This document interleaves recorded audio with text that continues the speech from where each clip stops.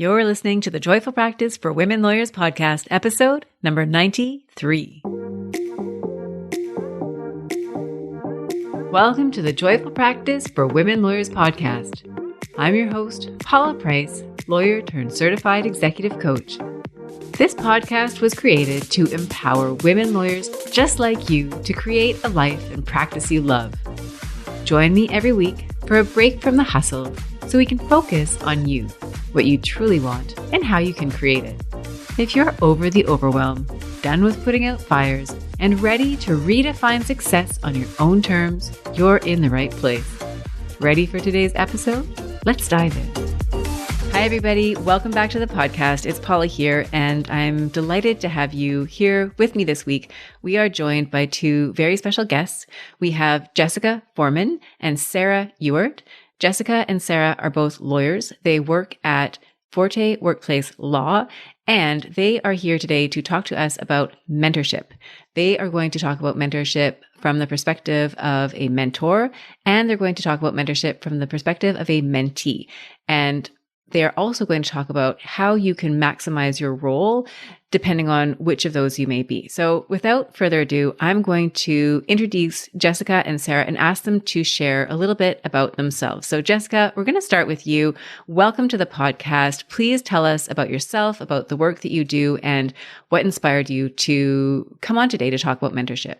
Thanks, Paula. I'm really excited to be here. I really appreciate you having Sarah and I here today to talk about mentorship, which is a topic that I'm really passionate about and really excited to talk about. So I'm an employment lawyer and a workplace investigator. I currently work at Forte Workplace Law and advise employers and employees on anything related to the workplace, hiring, firing, human rights, and everything else in between. I also lead our investigations group and conduct workplace investigations. So I do investigations related to sexual harassment, bullying and harassment, privacy breaches, or anything else that might go wrong in the workplace. I'm previously from the United States, where I grew up and got my law degree and practiced for many years before moving with my husband and family up to Canada, which has been my home now for over 10 years, and I love it here. And I'm a mom to 3 teenagers who keep me very, very busy, mostly on the soccer pitch, but outdoors and also playing lots and lots of Scrabble. So that's a little bit about me. I'm really excited to be here and look forward to talking with you and Sarah more today about mentorship. Beautiful. Thank you so much, Jessica. Sarah, we would love to hear from you. And I understand you are a relatively recently called lawyer. So congratulations and welcome to the bar. Please tell us more about you. Thank you so much. And yes, I was called in September 2022, so just a few months ago after articling at Forte Law. So I'm obviously the mentee in the situation. Jessica's one of my mentors, and I'm also really happy to be here. I love talking about this subject because I've been so lucky to work with Jessica and other mentors here.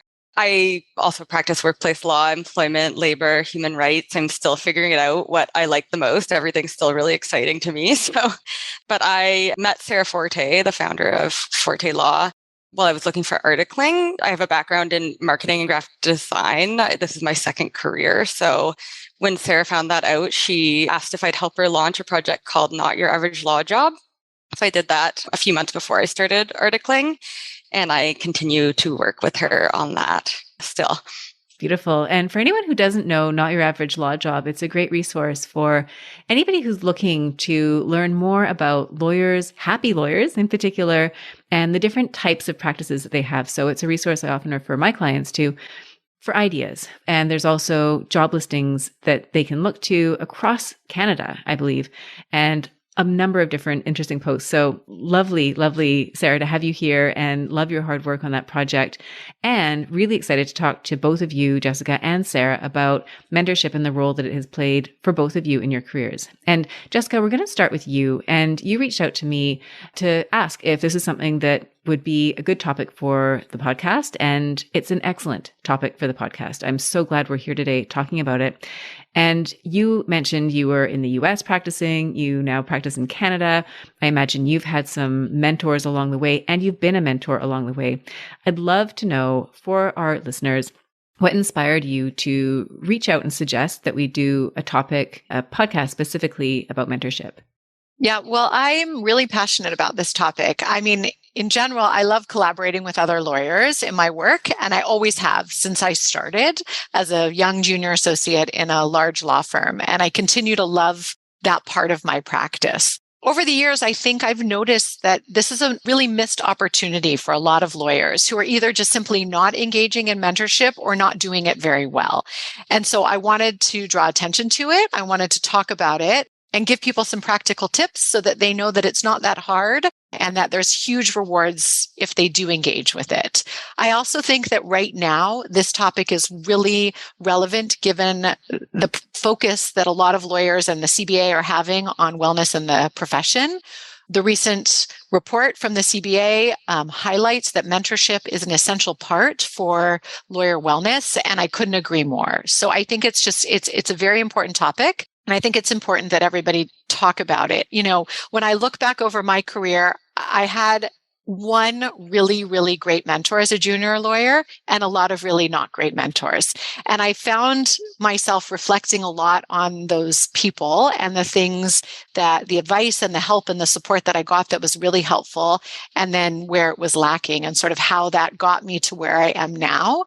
And I'm lucky that I have the opportunity to work with some amazing junior lawyers and, you know, share that advice. And it's sort of, Sarah and I fell into it kind of by accident. You know, she joined, she's extremely smart, and I started working with her and just started giving her some tips and advice, and it started working. And from there, we developed, you know, a more formal mentorship relationship. And I got a lot of fulfillment, both professionally and personally, out of it.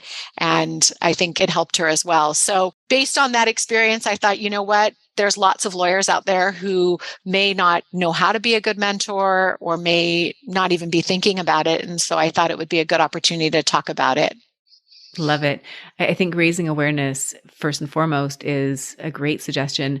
A couple of things I wanted to touch on. Jessica, you mentioned you had mentors that weren't necessarily the ideal mentors. And there's this lovely expression in Farsi. My husband is Iranian, and I will not get it exactly right, but it goes something along the lines of, we sometimes learn our manners from those who do not have manners. And so sometimes when we see a mentor, I mean, sometimes our mentors are amazing and they do everything the way that we want them to, and we learn so much, and then we can model that behavior.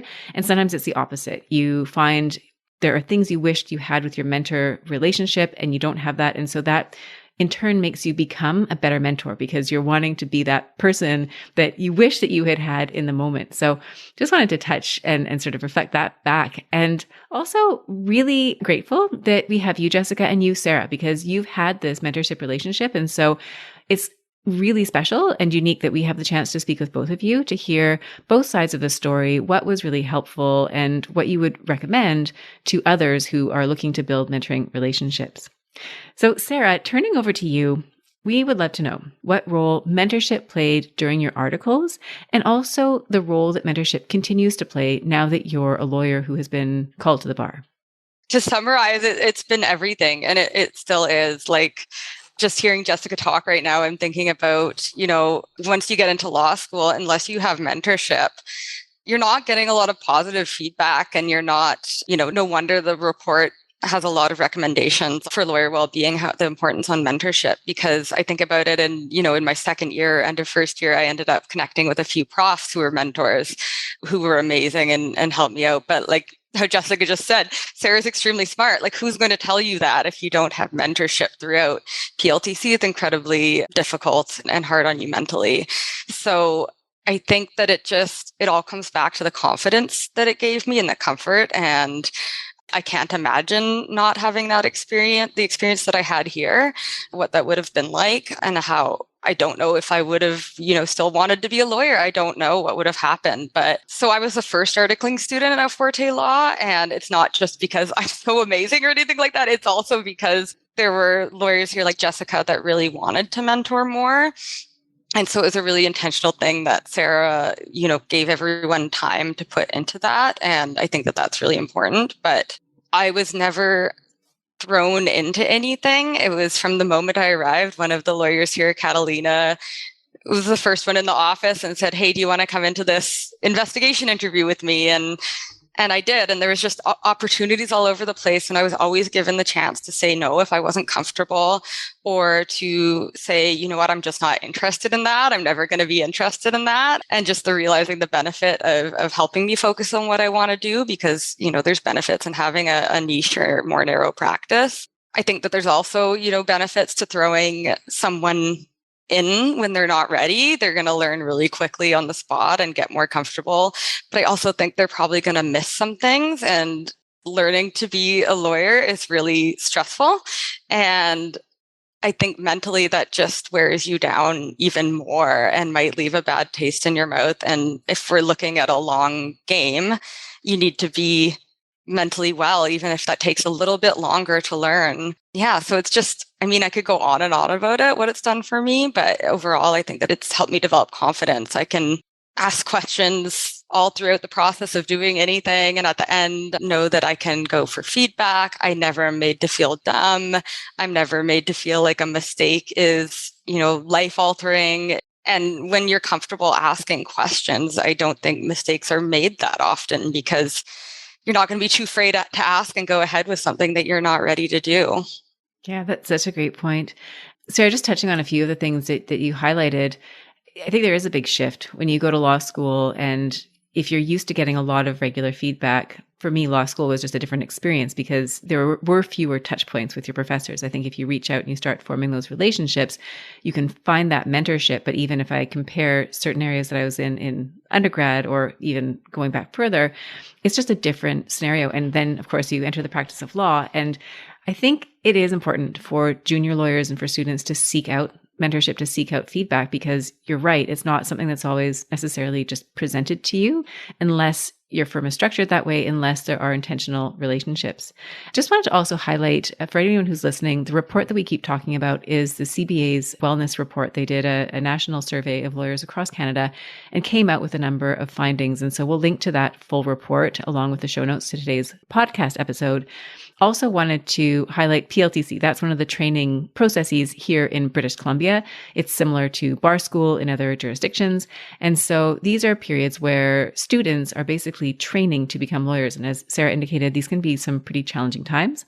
And then finally, just wanted to also highlight Sarah Forte, who we have referred to a few times, is the founder of Forte Workplace Law. We recorded a podcast episode a few months ago where she talked about her unique experience and the initiatives that she's taking to promote wellness and happiness among lawyers.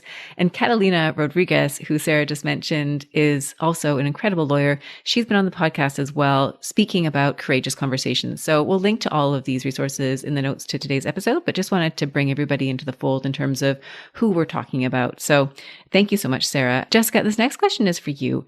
And we've talked about mentorship, and I'd love to know from your perspective what different types of mentors a lawyer might have during the various course of their career. The great question, Paula. And I think you can easily separate the formal mentors and the informal mentors. And to me, the formal mentor is when you're, the traditional, you're a junior lawyer, an articled student, and you are assigned a person, a random person in a law firm whom you may or may not be in the practice group that you want. You may or may not have ever met them. And they are, quote, your formal mentor. Oftentimes there's a formal program where you're supposed to meet monthly, you're supposed to check in with them. And it's, there's a structure. And this is what I had as a junior lawyer at a very large law firm. And I was really lucky because that one formal mentor, and is that one person who I talked about at the beginning, is the one really great mentor that I have. And I still remember his name. I remember all about him. He was really fantastic in that he gave very clear instructions. And I've told Sarah this, and I've talked about this at the firm before, and I try to do this now. Junior lawyers are often tasked with going off and doing research. And sometimes a senior lawyer will be saying, I want you to go find cases on this or that, and be a little bit vague about it. But what my mentor did was, I remember he said to me, the perfect case will have this finding. It will have these facts, and it will have these parties. And he said, so get as close to that as you can. And that clarity for a junior lawyer who's never dealt with these issues before meant everything, right? It was a guidepost for me for what I was looking for. And so I've really taken that advice forward, and I try to be really clear in my instructions. So anyway, that was my formal mentor. And I recall, after my first year, I was then assigned another mentor who I did not jive with in the same way. And so I made an effort to always remain connected with that first mentor and to seek them out on my own.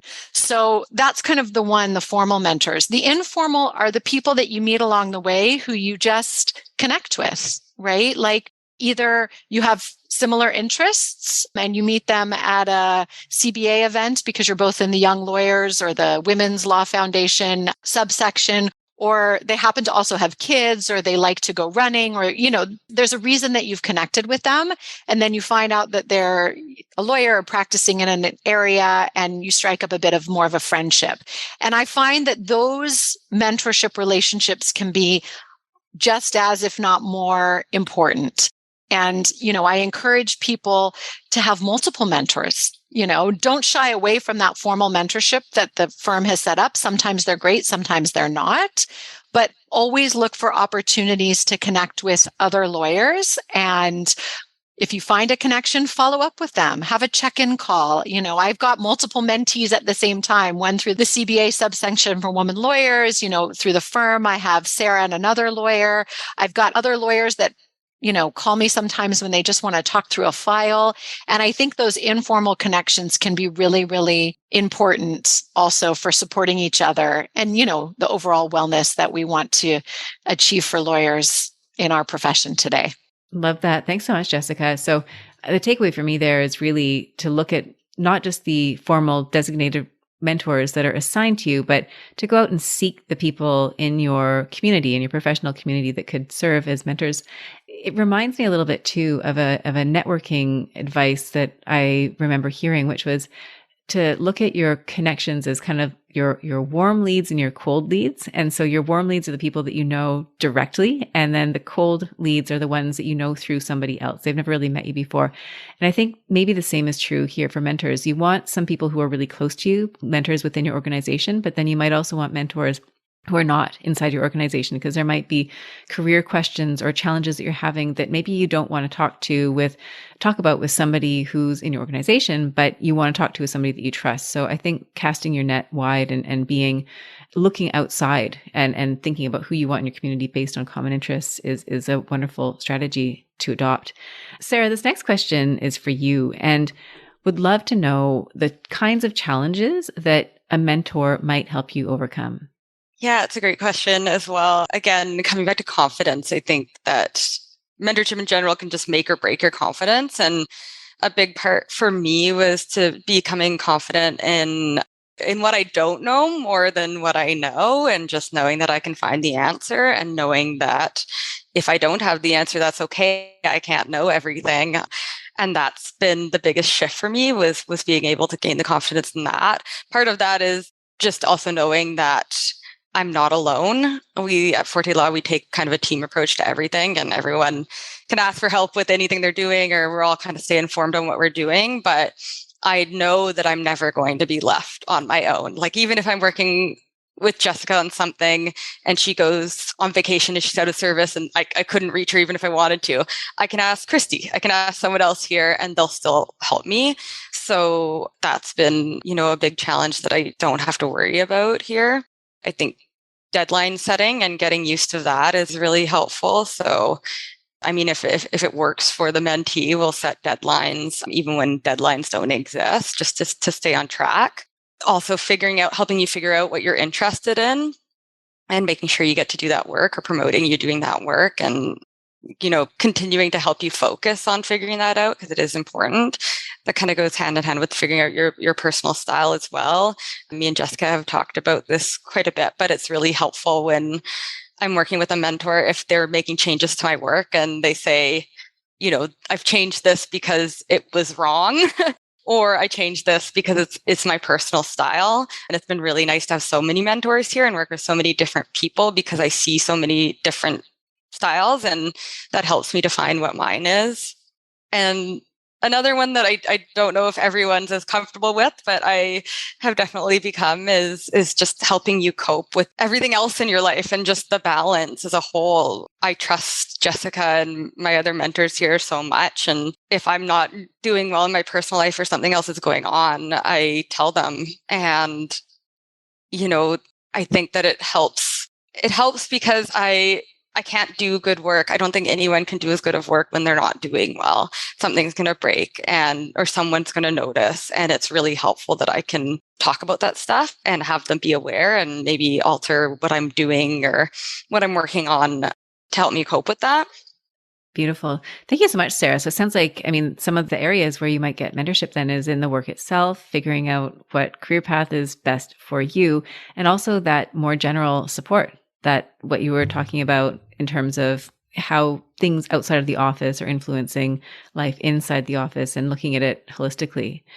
Definitely. It's amazing. Jessica, I'd love to know from you what some tips are that you would share with a mentee in order to maximize their mentoring relationship.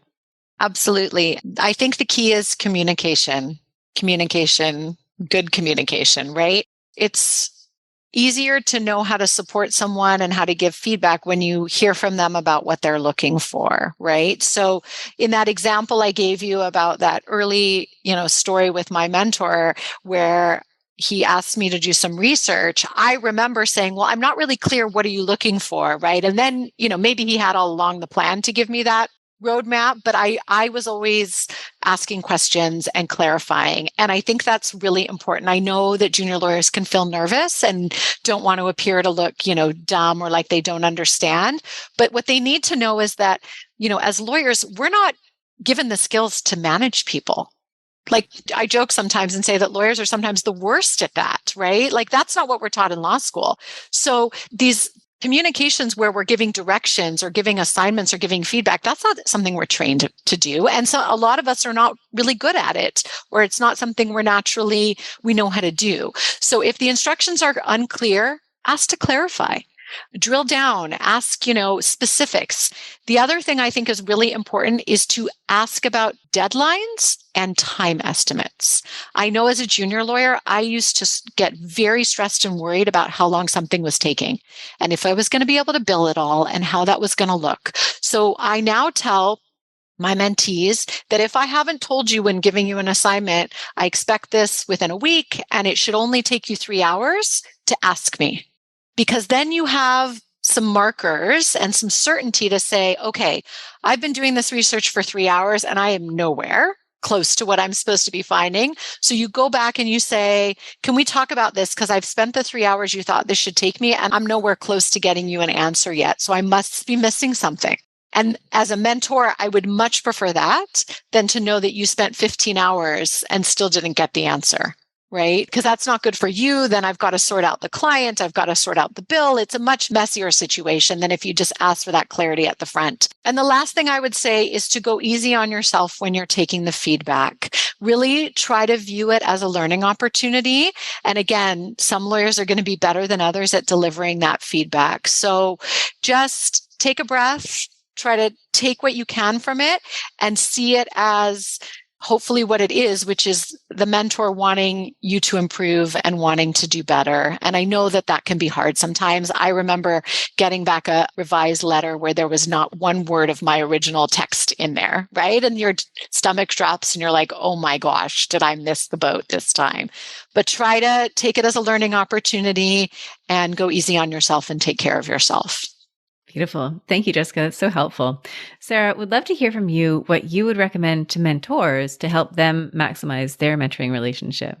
Yeah, just playing off on what the point that Jessica ended on there, the feedback. I always tell Sarah Forte that one of the things I really appreciate about her is that she makes you feel so sure that she thinks you're awesome and really likes you and that you're doing a good job, that when she gives you feedback, she doesn't have to pad it or downplay it or anything. Like, it can be blunt and it's never mean, but it can be very straightforward. And you don't leave there thinking I'm horrible and I'm about to get fired. You know, she thinks you're great. She's just giving you feedback, and it makes the process really fast and efficient. And I just think that's really the best for me. That's the best way to do it, is just to, in general, just keep checking in and letting someone know how they're doing. Another thing is that mentoring takes a lot of time. And I know that is hard and beyond people's control a lot of the time, but it's a multi-step process. So there's time at the front end to explain the project that the mentee is going to be working on. There's time throughout to take questions. There's time, I think this is a part that gets left out a lot, but at the end to give the feedback, even if the feedback is, this was great, thank you, just to close it off, because we do wonder when we don't hear anything, oh, was that because it was useless? Or was it so great that there was just nothing else to say? It really helps to have that. I think it's also important to focus on basics that, in law school, we don't learn a lot of process and we don't really learn how to be a lawyer. And so if the mentor is asking us to do something, why are we doing this? What is this? I don't even know what this is. And what is the process that got us to this point? What comes next? That stuff is all really important and comes with time. But if we're just asked to, write something and we have no idea what it's for or what happens after, you're missing a big chunk of it. I think Jessica talked about this a bit too, but just the trust and building that is really important. It's important that a mentee trusts the mentor and the other way around as well. But the more that we can trust our mentors, the more that we'll be, open to asking them the questions that we might think are dumb. I have no fear of that with Jessica or the other lawyers here. So I'm able to learn more that way. And I know that they honor that trust as well. I think the final thing I'd say is to not sweat the small stuff. I've known several articling students who will lose sleep over the fact that they were a couple minutes, they got to work at 9:05 and they're supposed to be in the office at 9 every day and they've never missed a meeting in their life, but they'll hear about it. And it's so stressful as it is, and it's a lot to be in this learning stage and to have to stress out about stuff like that. It's such a waste of energy and time, and it makes you, not able to learn the important stuff as well because your brain is focused on things that really don't matter. Beautiful. Thank you so much, Sarah. Those are some really, really great tips. Just circling back to the comment about feedback and first of all, that relationship of trust that makes the feedback easier to take, right? That you're able to take it in a framework. And I think also the point that you made about it being direct. And there's a book, it's called Radical Candor, and the last name of the author is Scott, but I'm blanking on the first name. And the whole point of the book, we'll link to it in the notes to the episode, but the whole point of the book is that it's actually a service to your employee or the colleague to provide that honest feedback, because without it, they don't know. And so for anybody who's looking for some ideas about how to give feedback or why giving feedback like that might be helpful and constructive, I do think that's a good resource to consult. Sarah, another question for you, which is, we've been talking about, and you've given some examples along the way, but do you have any specific examples where having a mentor made a difference during your articling experience? Yeah, again, just overall, and I know this isn't specific, but I think it did make all the difference, and it still makes all the difference. I'm still constantly being mentored, and it's just incredibly helpful. But again, overall, it comes back to confidence, and what I've gained over the articling year was all due to mentorship. I think a specific experience that Jessica and I talk about a lot was with my writing. I think that a lot of articling students and new lawyers probably have a hard time being succinct because you don't know what's important and what's not. Maybe me more than others, because I have a really hard time with that in general. But I had the tendency, and I still have the tendency to make things much longer than they need to be for fear of cutting something important out. And so a way to deal with it that Jessica, I think, came up with on the spot that's really worked was that now I'll get it all out. I'll write my big long version with everything that I want to say in it. And then I'll also do a shorter version where I cut things that I'm not as sure about. But if I send it to Jessica for approval and she says, we should talk about this as well, I already have, and I have it done and I can put it in. But it also helps me get to learn what's important and what's not. And it's funny because it's really carried over into my personal life as well. I was telling Jessica earlier that the last time I went on a trip, I overpack. So I made like my initial pack, which was way too much stuff. And then I had to edit it and cut out the stuff that I didn't need. And I thought about Jessica the entire time. So that's very funny, Sarah.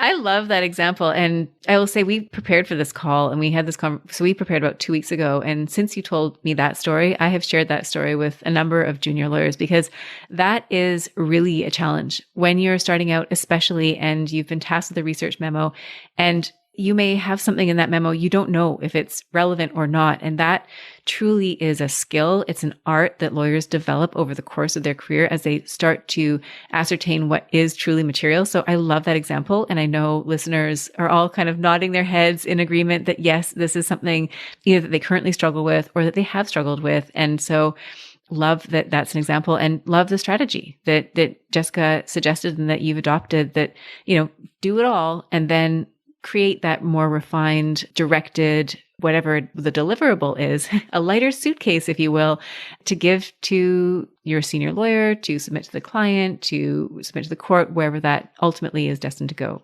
Beautiful. Thank you. Jessica, turning it over back to you. Why might a senior lawyer seek out opportunities to mentor more junior lawyers? There's a number of reasons why I think senior lawyers should be engaged in mentorship. First of all, it's important for each of us to contribute overall to the bar and to the education and improvement and overall health of our lawyers. I think it's something we have a responsibility to do. And I think, there's a lot of lawyers doing that, but not enough.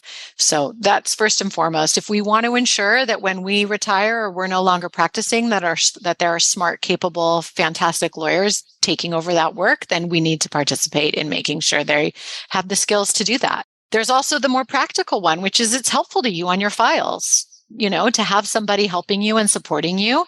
It takes a little bit of the work off of you. Yes, it takes work at the front to get them up to speed, but I can tell you, Sarah is exceptionally helpful on a number of files, dealing with the day-to-day back and forth on several clients and dealing with the research and looking at the agreements again, and comes and checks in with me. But that allows me to do other work and to focus on bringing in new clients or writing or doing other things. So it's a real help. And the last thing, which is really important to me is that I've learned to be a better lawyer over the last year or so doing mentorship. When you have to break down an issue and start from the beginning and the basics, the way Sarah explained it, and tell somebody not only what you're looking at, but why you're considering it and what the strategy is. Sometimes as you're saying it out loud, either you realize that doesn't make sense, or maybe that's not the best, or sometimes through a question and answer discussion with a mentee, you come up with a different strategy. There was a recent example where Sarah's been helping me with a client that's got a very complicated situation. And there was an agreement that we both looked at initially and understood it to mean one thing. Well, because an issue was ongoing, Sarah went back on her own and looked more deeply and realized that we had both missed a really important date and an issue in an agreement, which completely changed the strategy of the case.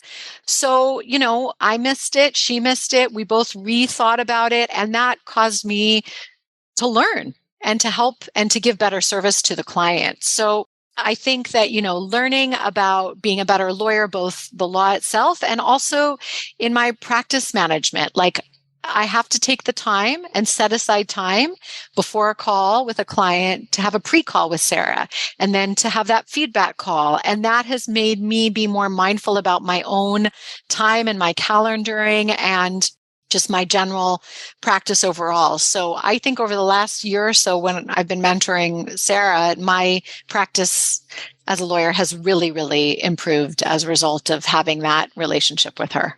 I love it, Jessica. These are all such wonderful reasons. And a couple of them really resonate with me. And in terms of, especially in how they come up with lawyers that I've been working with. And you mentioned building your team, really, right? Through your mentoring relationships, you're developing those relationships. You're helping junior lawyers help you in a sense. And so it really is a wonderful way to step into that leadership role and to build up the team that you need to do the work. And I love, of course, anything related to practice management. So yes, these regular check-ins and building extra time in around calls and that discipline is one that really lends itself well to more structure in your practice. And so those in particular resonated with me. Thank you. Sarah, turning it back over to you, what is one unexpected gift that you received from your mentoring relationship? I think just the kind of relationship that it is. I think that in the legal or law school context in particular, the idea of a mentorship relationship might seem like a very structured, traditional senior junior sort of thing. And that just hasn't been my experience. And maybe that's just when you find the right mentors, the experience changes and there's a real bond that's created. It's a more personal relationship. Like one of my mentors in law school, I remember when everyone was getting worked up and stressed about OCIs coming up, and there's this real like pressure that you should do them. And I had no interest in working in a really traditional big firm job, but I was going to apply anyways, because that's just what you do. And I remember my prof, who is a friend and mentor, said, why? You don't want to do that. And what happens then if you get the job? Well, then you might want to stay because of the money. And then 3 years later, you don't even want to be a lawyer anymore because you're miserable. And I didn't do it because she said that, and it was true. And who knows what trajectory I would have been on if she didn't say that. So yeah, I think that personal relationship is just when your mentor really gets to know you and they know what you want, they'll be supportive of you in all aspects of your life, really. I think about too, when I was having a hard few days, one night just delivery food showed up at my door and Jessica had ordered me dinner to last for 3 days. And it was just so thoughtful.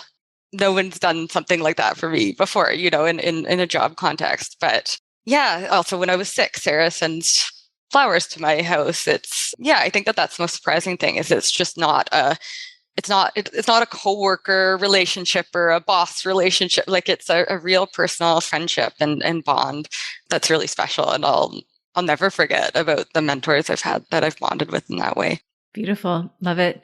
Thank you so much, Sarah. Jessica, I'll ask you the same question. What is one unexpected gift that you've received from your mentoring relationships? Yeah, I felt such an immense amount of pride watching Sarah grow and develop. And I know she knows this, but when she completed her articles and was sworn in, we had the ceremony in our office and Sarah did the oath with her.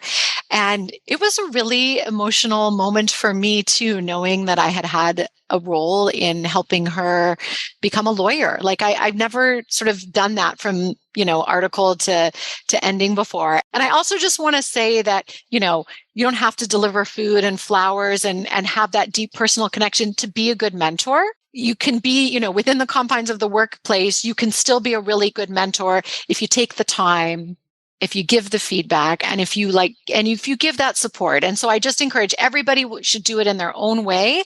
It doesn't require those other things, but, food delivery every now and then is also a great way to help someone get through a rough go. So who doesn't like good? I think it was Chinese food, right, Sarah? And from my favorite place. Yeah. Oh, I love it. If anybody wants to deliver food to me, I will not say no. Love it. Sarah, one final question. What would you recommend to an articling student or a junior lawyer who wants to have a mentor but doesn't have one? Yeah, again, I'm so lucky that I didn't have this problem. I know that I really, really, truly lucked out. And I can't imagine not having mentorship as an articling student. That would be very hard. But I think one thing to remember is that once you're done articling, you still need mentorship. So that's not the end of it for you. There's still opportunity to find it and you're still going to be learning. There's also a lot of opportunities outside of the law firm that you're working at. There's the CBA has a lot of mentorship programs. Organization like FACL has mentorship programs. I think it's also so easy now to just reach out to someone that you admire or you think that you have some kind of connection with. Like how I met Sarah was that a criminal defense lawyer I knew in Alberta put me in touch with a criminal defense lawyer in BC who put me in touch with a labor lawyer in BC who put me in touch with Sarah. So I think it's maybe even more important to focus on people that you think that you have shared values with or that their lifestyle is similar to the one that you want or something like that than the practice area that you want to work in, because every lawyer knows other lawyers. And if you find someone who you bond with and who is going to be rooting for you, they'll put you in touch with people and help you get the opportunities that you want. There's also peer mentoring. So if you are at a firm and you're not finding mentorship from somewhere more senior than you, if there's other juniors around you and you can learn together, just having someone to brainstorm with or work things through with, I think is really helpful. And in BC, there's a group that started, I think last year, called the BC Small Firm or Solo Practitioner Group. I'm a member of it, and it's based on, there's a Slack channel with, I think there's over 200 members now. And it's just lawyers and articling students that will post jobs and referrals and ask for help and advice.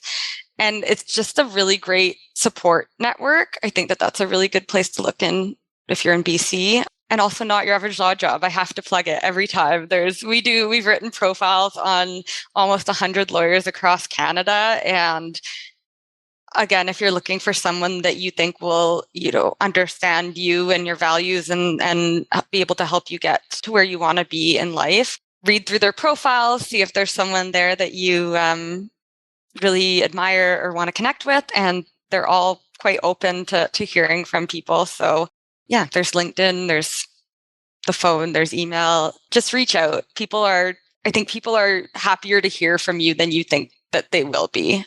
Absolutely. I love it. And it's all about taking initiative. And like you said, finding somebody whose values resonate with your values.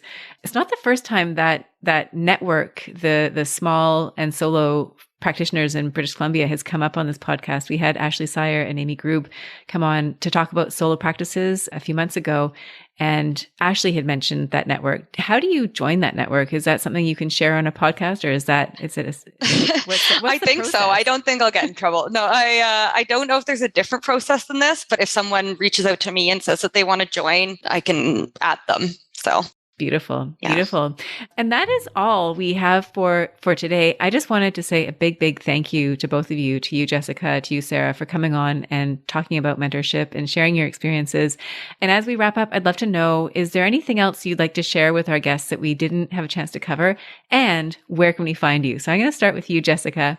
The biggest takeaway is if you have time to be a mentor, don't delay, do it now. In small ways and big ways, it's important and you will see the benefits of it. Gone are the days of when I was a junior lawyer and someone would just say, just grab my bag and follow me into court and off we go. And that was considered mentorship. Like, there is a lot more to it and it's really, really important. So I encourage everybody to try and reach out and be supportive and help others in the profession. And in terms of finding me, my email address is jessica@fortelaw.ca. You can find me on the Forte Workplace Law website or on LinkedIn. And I would love to talk with anyone who's interested in being a mentor and is not sure exactly how to do it. Any mentees out there looking for support, feel free to call me anytime. I would love to add you to my mentee list and we can have a virtual coffee or meet up, or anybody else with other great tips of how to be a better mentor, because I'm always looking to keep learning and improving my skills as well. And a huge thank you to you, Paula, for doing this work and giving us an opportunity to talk to people about this important topic. Thank you, Jessica. So much appreciated. Sarah, any takeaways and where can we find you? Yeah, I think that, mentorship is like any other kind of relationship, whether it's dating or friendship, whatever. It's not always going to be the right fit. And just because you've had a bad experience doesn't mean that that's what mentorship has to be. Just keep looking. It's really hard to put yourself out there. It's really hard to approach people sometimes, but this is a long game. You're trying to be, I assume that if you've gone through law school, you want to make this work out for the long term. And it's a step that if you skip it, I think it'll take you longer to get to where you want to be. So if you didn't get it in articling, you didn't get it in law school, that doesn't mean that you can't find it now. Beautiful. Thank you. And where can we find you, Sarah? You can find me. I'm also on the Forte Law website and LinkedIn. My last name spelled Ewart. Beautiful. Thank you again so much, Jessica and Sarah, for joining us. Thank you, everybody who tuned in today to listen to this amazing conversation. Such a treat. I am inspired in so many ways and very much grateful that you shared what you shared with us today. So thank you to all of you who have tuned in. Much looking forward to seeing you again next week. Have a great one. Bye for now. If you enjoyed today's show and don't want to miss an episode, subscribe and follow the show wherever you listen to your podcasts. If you haven't already, please leave a rating and review.